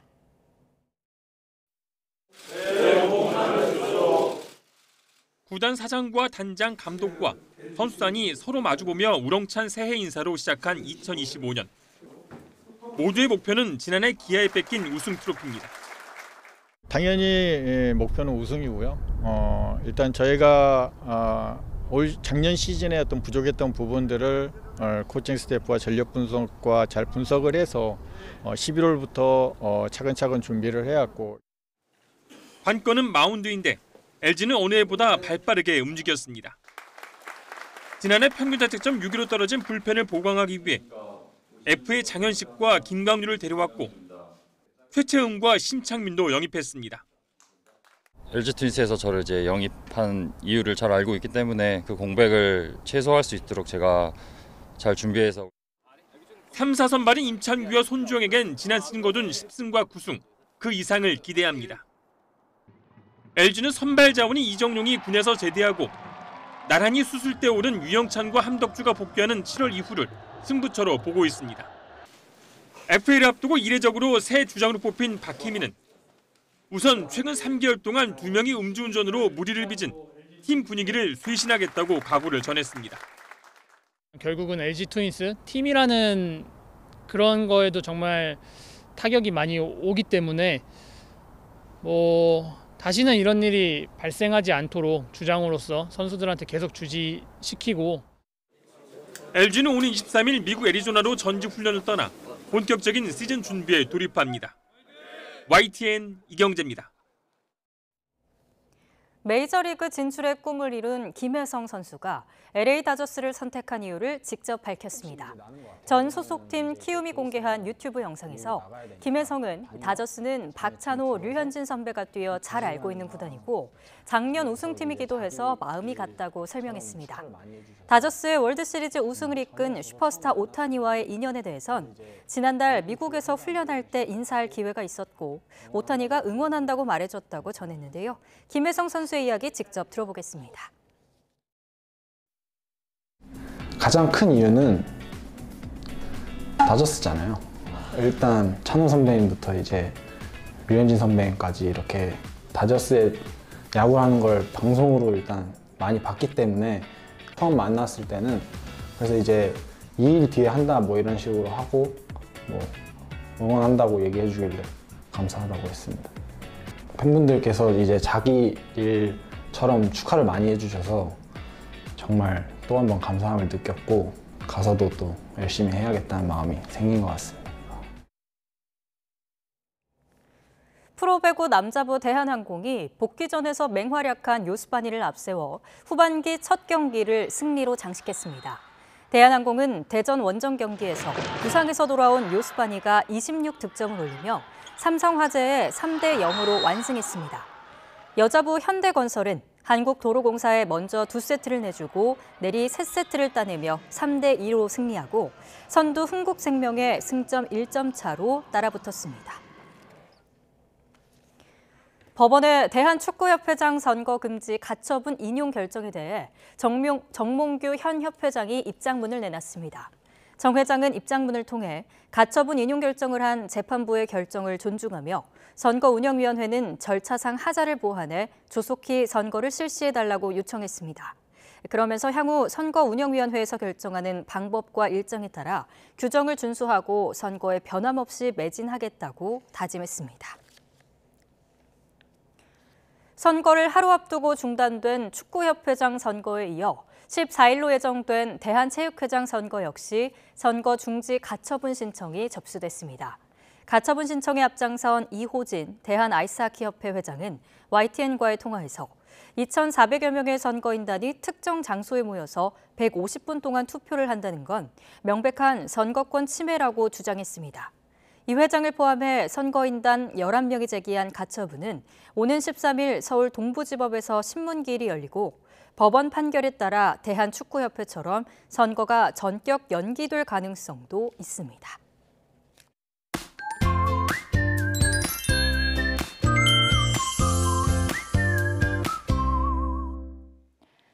새해를 맞은 지 일주일 만에 날씨가 급변하고 있습니다. 내일은 서울 체감온도가 영하 20도에 가까운 최강 한파가 들이닥치겠고요. 서해안에는 폭설이 계속되겠습니다. 한파 상황부터 살펴보겠습니다. 내일 서울 아침 기온이 영하 12도, 대관령은 영하 18도까지 떨어지겠고요. 체감온도는 중부 내륙에서 영하 20도, 남부도 영하 10도 안팎에 달하겠습니다. 낮에도 칼바람은 잦아들지 않겠습니다. 그 어느 때보다 따뜻한 옷차림 해주셔야겠는데요. 서울이 영하 7도, 전주 영하 5도, 대구는 영하 3도에 머물겠습니다. 추위 속에 충남과 호남 또 제주 산간에는 강한 눈이 집중되겠습니다. 전북에는 모레까지 최고 30cm의 눈이 더 내리겠고요. 충남과 전남에도 많게는 20cm 이상의 눈이 더 오겠습니다. 무거운 눈이 계속해서 쌓이면서 시설물이 무너지기 쉽겠고요. 눈비도 도로에 얼어붙겠습니다. 내일 서해안을 중심으로는 안전에 각별한 주의가 필요하겠고요. 그 밖의 지역은 대체로 맑겠습니다. 눈구름은 내일 오후부터 점차 물러가겠는데요. 호남에는 모레까지, 또 제주도에는 휴일까지 눈비가 이어지는 곳이 있겠습니다. 날씨였습니다. 뉴스나이트 수요일 순서 모두 마칩니다. 시청해주신 여러분 고맙습니다.